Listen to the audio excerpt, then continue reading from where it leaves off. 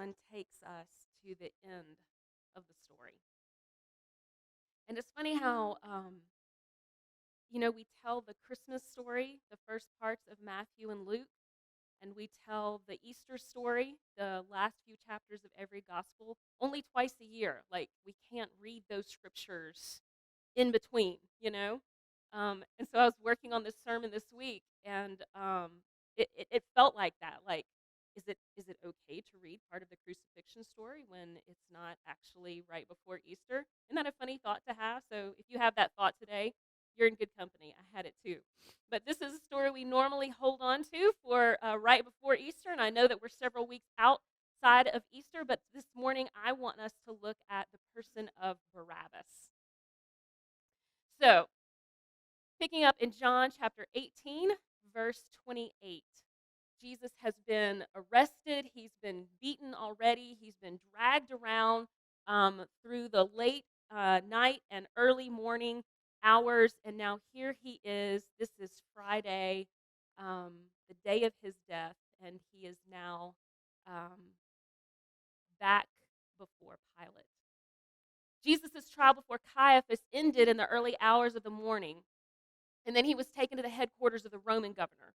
His accusers, catch this, his accusers didn't go inside because it would defile them, and then they wouldn't be allowed to celebrate Passover. So Pilate the governor went out to them and asked them, "What is your charge against this man?" "Well, we wouldn't have handed him over to you if he weren't a criminal," they retorted. "Then take him away and judge him by your own law," Pilate told them. "Only the Romans are allowed to execute someone," the Jewish leaders replied. So this fulfilled Jesus' prediction about the way he would die. And then Pilate went back into his headquarters and called for Jesus to be brought to him. "Are you the king of the Jews?" he asked him. Jesus replied, "Is this your own question, or did others tell you about me?" "Am I a Jew?" Pilate retorted. "Your own people and their leading priests brought you to me for trial. Why? What have you done?" Jesus answered, "My kingdom is not an earthly kingdom. If it were, my followers would fight to keep me from being handed over to the Jewish leaders. But my kingdom is not in this world." Pilate said, "So you are a king?" Jesus responded, "You say I am a king. Actually, I was born and came into the world to testify to the truth. All who love the truth and recognize that what I say is true." "What is truth?" Pilate asked. Then he went out again to the people and told them, "He's not guilty of any crime, but you have a custom of asking me to release one prisoner each year at Passover. Would you like me to release this king of the Jews?" But they shouted back, "No, not this man. We want Barabbas." Barabbas was a revolutionary. And this is the word of God for the people of God. Thanks be to God. So who is Barabbas? We do not bump into him at any point in time before this moment in the Gospels. Now, his name means the son of the Father. Like, do you have anyone in your family named Junior or Sonny? Like, and that's actually what they go by. Like, not just that they are a junior, but Cliff's dad was a junior, and his mother only ever called him Junior. Now, I called him Rayford, but he was, as a matter of fact, she shortened it to June, and sometimes just Jew. And that's how she referred to him, Jew. We had church members in Kentucky, and I don't think Junior Bailey had a first name. Like, I think he just was named Junior. And then I have friends, and maybe y'all know Sonny over in Gulfport. Like, those are common names, right, that we give to people. And so I want you to think of Barabbas as a name like that. That's what his name meant, Junior or Sonny. He's included in all four Gospels. Mark gives us the most detail by referring to him as a revolutionary who committed murder in an uprising. Matthew simply says he was notorious. Luke clarifies that he was a man in prison for insurrection and murder. John only says that one word, He was a revolutionary.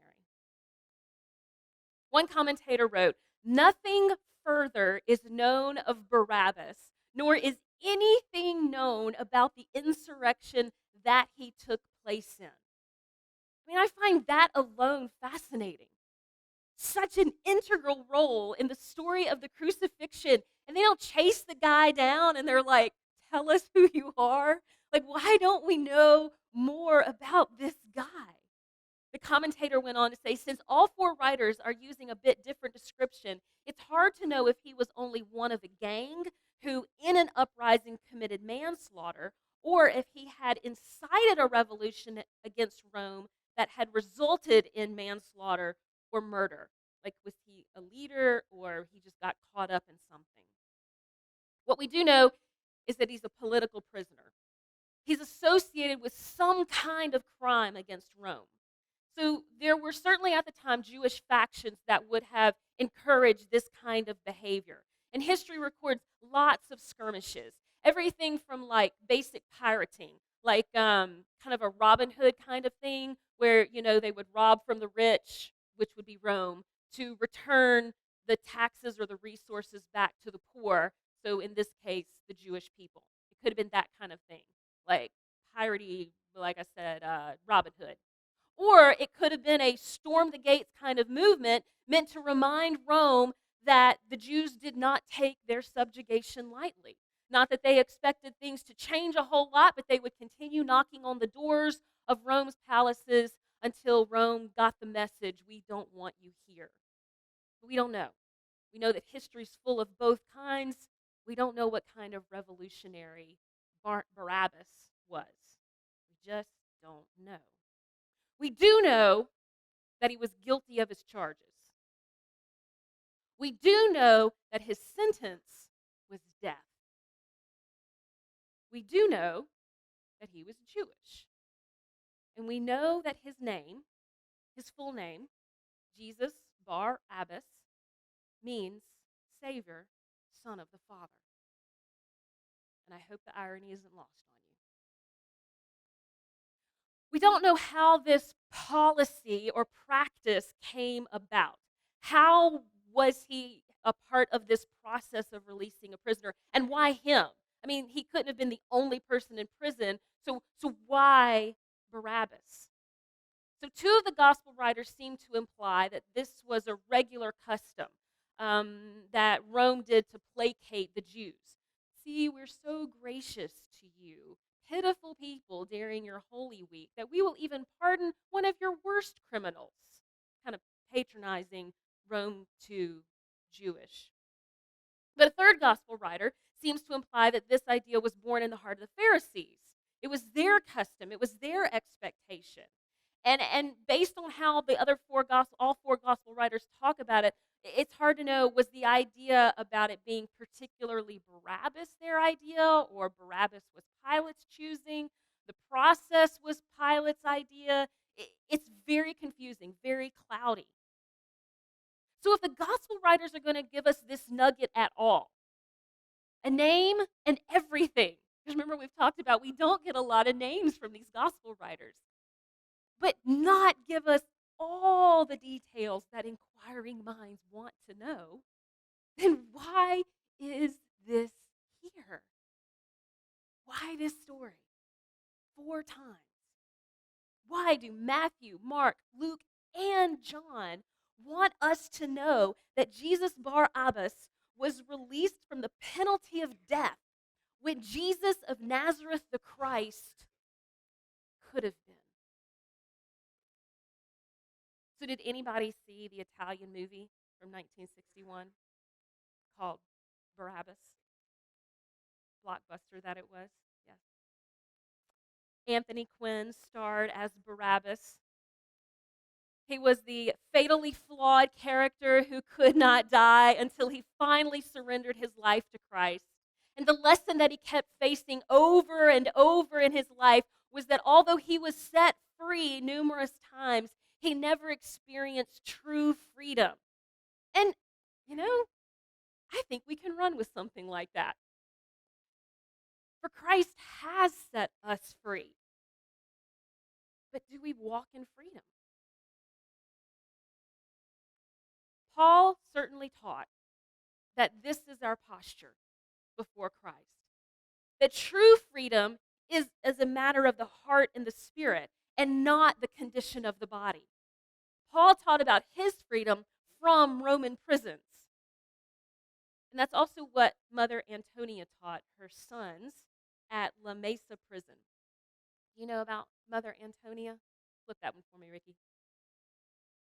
So Tijuana has a very notorious prison called La Mesa. It is where some of Mexico's most violent criminals are housed, and it is known even unto the last decade for incredibly violent, deadly riots that happen there because angry, violent men are housed and constantly at war with one another, and violent guards who are trained to use nothing but force to try to quell the violence that's in there.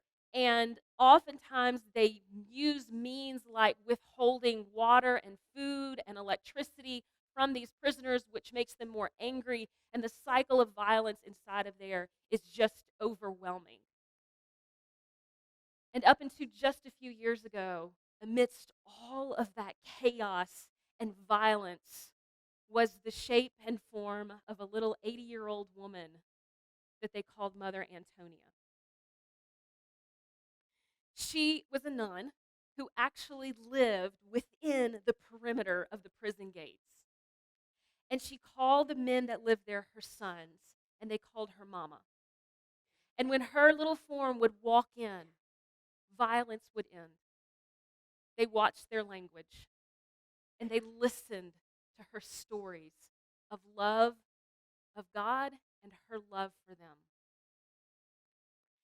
It was in 2008 that an incredibly deadly riot had broken out.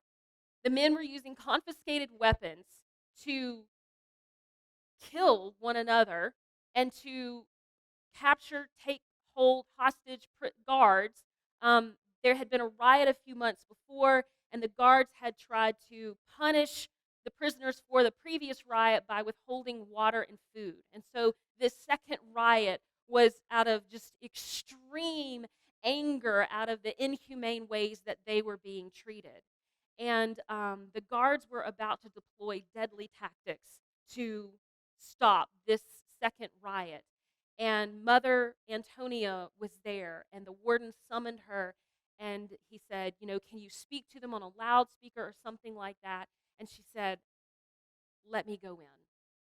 He said, Mother, I can't let you do that. They are killing one another in there. There's no electricity. They won't even be able to see you. She said, let me go in.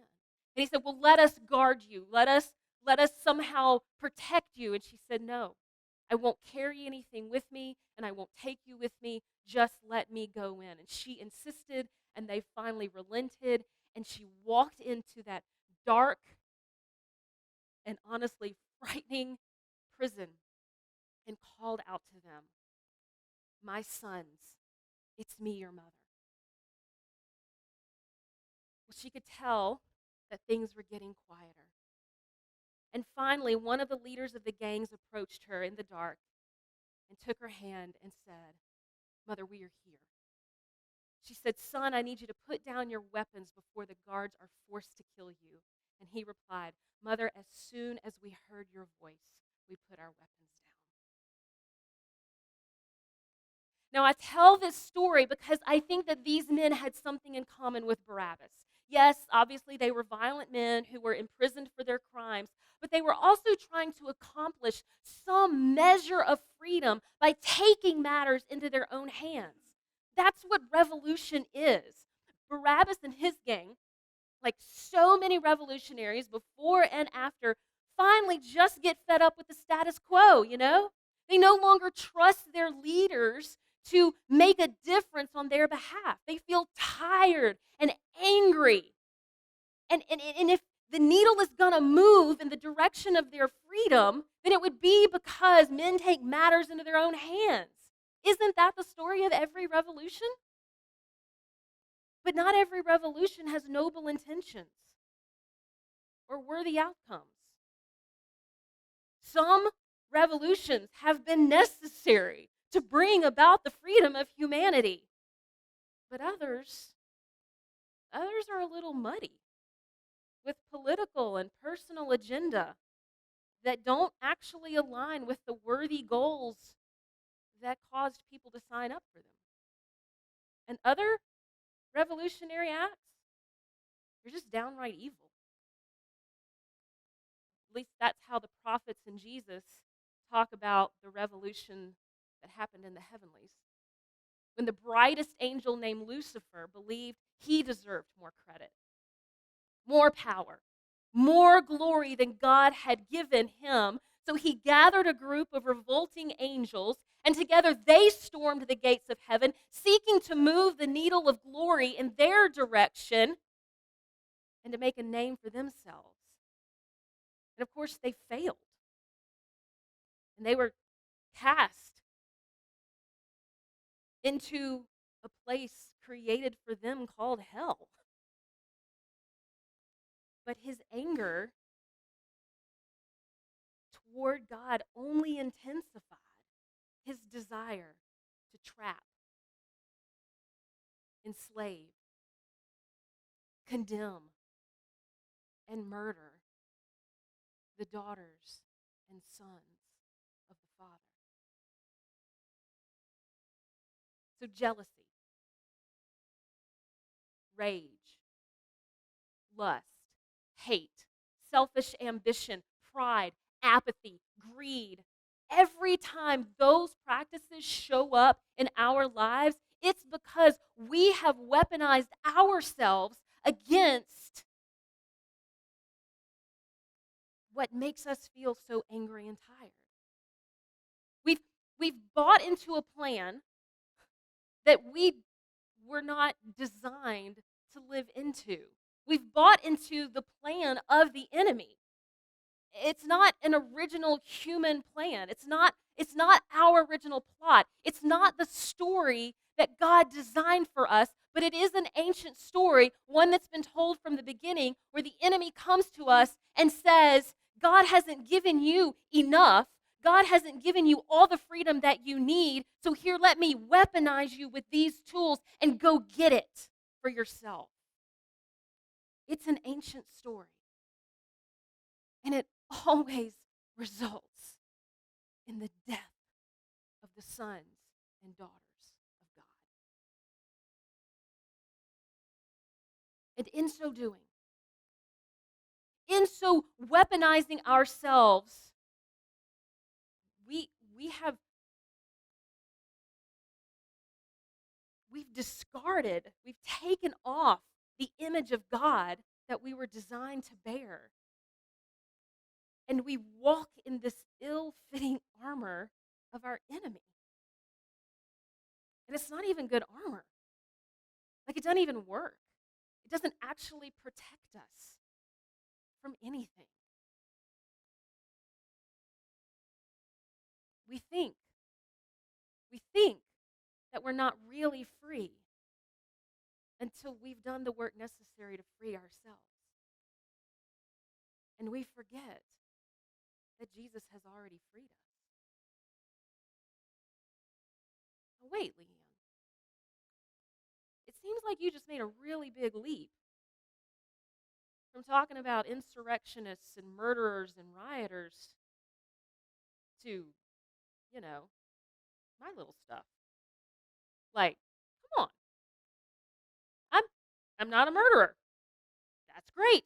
I'm proud of you. But we've all taken matters into our own hands. We have all rebelled in this way. We have all revolted against God's peace and rebelled against his love, every single one of us. We have maybe not weaponized with guns, but we have absolutely weaponized ourselves with words of hate and evil intentions and just harsh tones toward one another, with selfish greed when we could have shared but we didn't, with a refusal to love our neighbors as ourselves, the one command he says to follow. And in so doing, we have made ourselves prisoners, because I guarantee you that hate and anger are stronger prison bars than any steel you can find on planet Earth.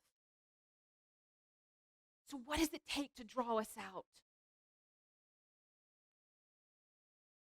If the key to our freedom has already turned the bolt, if the door has opened wide on the day that Jesus stepped out of the tomb, then what voice is it going to take to draw us out of the self-made prisons of our fear?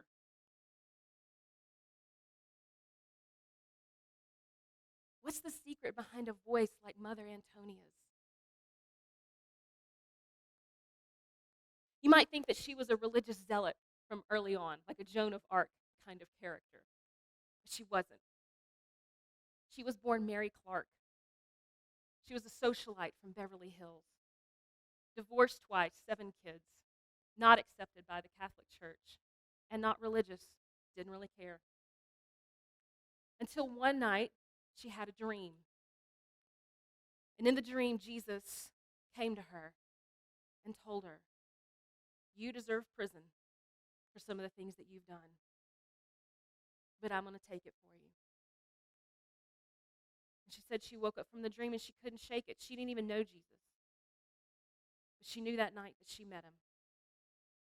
And she spent the rest of her life trying to figure out how to get to know him better. And when her children were finally raised, she found a cloister group that would accept her with her background and everything. And she dedicated her life to making sure that every prisoner that she could find knew that Jesus had set them free.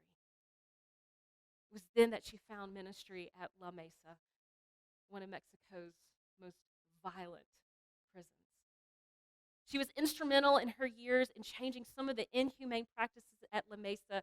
She died just a few years ago. And she would tell you that it wasn't her voice that was powerful enough to move the needle toward revolutionary freedom. It was just that she let Jesus speak through her.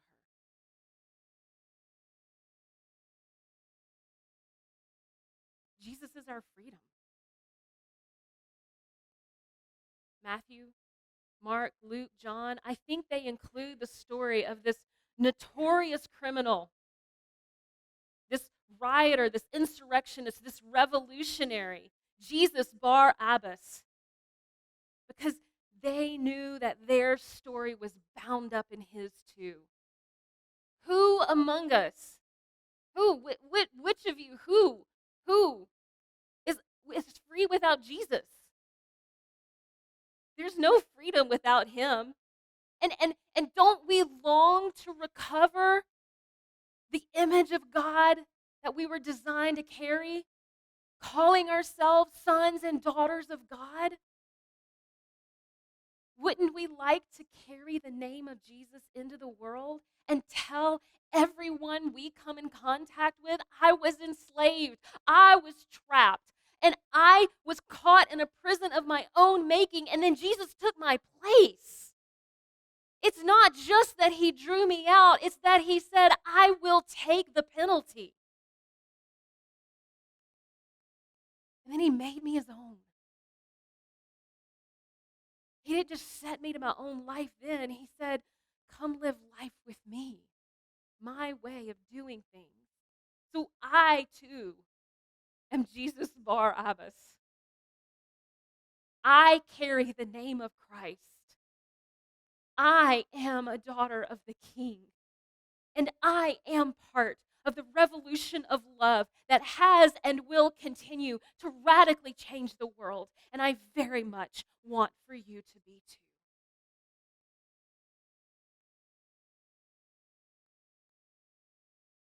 So would you start today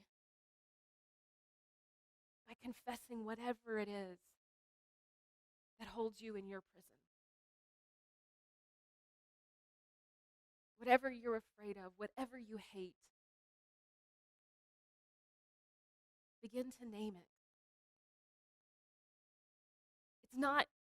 It's not actually going to surprise Jesus. But it may surprise you how much grace you find in that confession. Because Jesus will say, I've already forgiven